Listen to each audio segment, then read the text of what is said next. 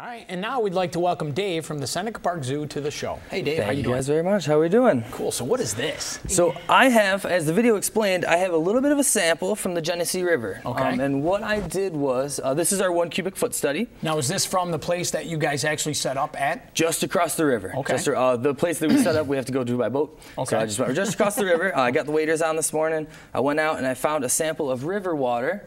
And what I can't stress enough is how little effort I put into trying to finding the river water that I have here. You can see things moving underneath And hopefully we can see things moving. And what we do this for down in here. is to illustrate the fact that every tiny space has an amazing amount of biotic life living in it. Cool. Biodiversity is everywhere. Even in an area of concern river that we heard from that video before, our Genesee River, everyone thinks it's highly polluted. And we had the question, scientific method, is it highly polluted? So what we did was we went out there and we wanted to look at just what lives in the river. If we did water testing, we would see maybe it rained really hard that day, or maybe it was super dry for that week, and we might get kind of different levels of water testing depending on where you test in the water column. Sure. So what we did was we wanted to see what lived in the water, the neighborhood. So we went out and we looked at all the macroinvertebrates, or all the bugs, mostly. The big stuff. The big stuff, yeah. Things you don't really need a microscope for. And what we have here is a little digital microscope that I like to use in the field. I can hook it up to my phone. Cool. We can zoom in on things with students in the field. And what we have here is a giant snail. It's a very large snail. Wow. And that was, again, I can't stress enough, 2 scoops of a bucket. Right. I wasn't looking for anything specifically. I just wanted to kind of prove a point that there's lots of life everywhere that we look. And what we can do is actually look at what lives in the water, and we know, the scientific community knows exactly what bugs can live where. Everything skimming across there, pretty cool. Yeah. But you wouldn't normally see this without your microscope, correct? No, so without the microscope, you would see just kind of murky water. You might be able to see, look, there's some stuff moving. You might be able to see some things swimming around, but most of the time we like to use the microscope to kind of illustrate exactly how small life can be, even if you don't know it's there. And what's interesting is we know what bugs live where, and we know what pollutants they can deal with. So what we know is certain bugs like caddisflies, mayflies, or even stoneflies cannot live where there's lots of pollution. Okay. And we know this. We've tested it many, many years. The scientific community knows these things. So what we've done is we look for those specific bugs. We also look for the other direction. So we look for leeches. We'll look for lunged snails, which is this guy right here.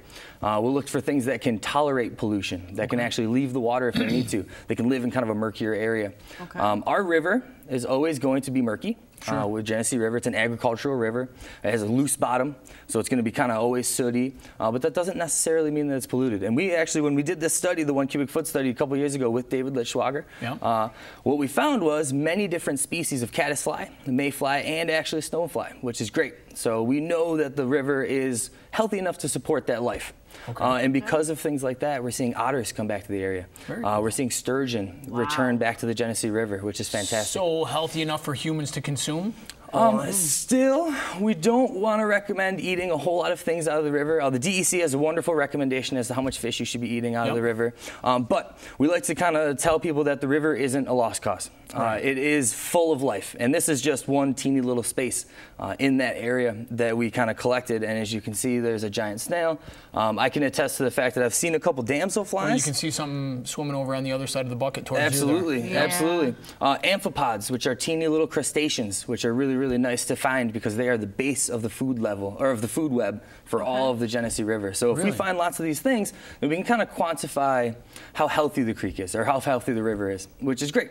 And it's a little more touchier than water testing, but we like to do it and then we replicate it as many times as possible. So now you sampling those things, does that give an indication to oxygen content in the river as well? Certainly does. Caddisflies cannot live where there is a low amount of dissolved oxygen. Okay. So you'll see our Genesee River has a wonderful trout population that comes in trout running times. We have lots of salmon as well.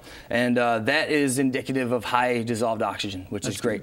And also, we're seeing a lot of other bugs kind of rebounding back because of the good water quality, which is nice. So that's very cool. You can do this other than in the river. You could go to lakes and do it in lake and that's water. The point, because there's, I know that there's a lake that they consider dead in Syracuse. Yes. But Yes. you could maybe prove that it's not. So what we do is this is called citizen science, which is the larger picture here. And what it is when we have ideas or scientific problems or studies that are just too big for one group of scientists to handle, we standardize how you do it, and then we give it to children. We give it to school-age teachers. We give it to school groups, and then they can go out and they can collect that data and send it to real scientists like the Smithsonian Institute, Oh, which we partner wow. with the Seneca Neat. Park Zoo, and then we can get a lot of data done at one time, and then also jazz up kids, maybe get them a career in science, or even just get them a little more stewardship to their area. So if we have teachers or classrooms that are interested in participating in this on the website at the Seneca Park Zoo? Yes, on our website, we'd be more than welcome to come down, to go to their school, to even pick a little area of their property, or even bring them to the Genesee River, which we've been doing a lot with Rochester School District and some other different areas where that is neat. kids have no idea that the river is even there, right in the middle of our city. And then we bring them down, we stick them in waders, we get a net in their hands, and then we get them a little bit of ownership for the bugs and the things that they're finding, which is fantastic. Cool.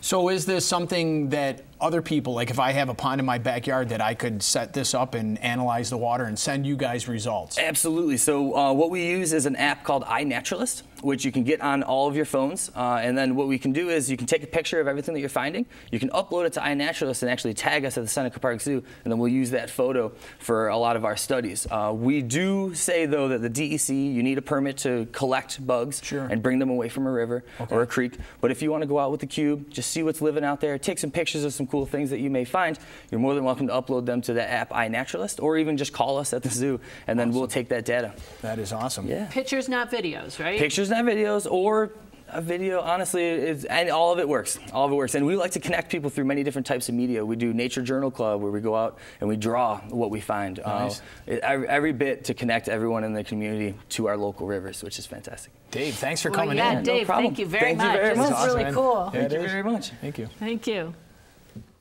All right. We'd like to thank the Seneca Park Zoo for being here. Now stay right there, and we'll be back in a second.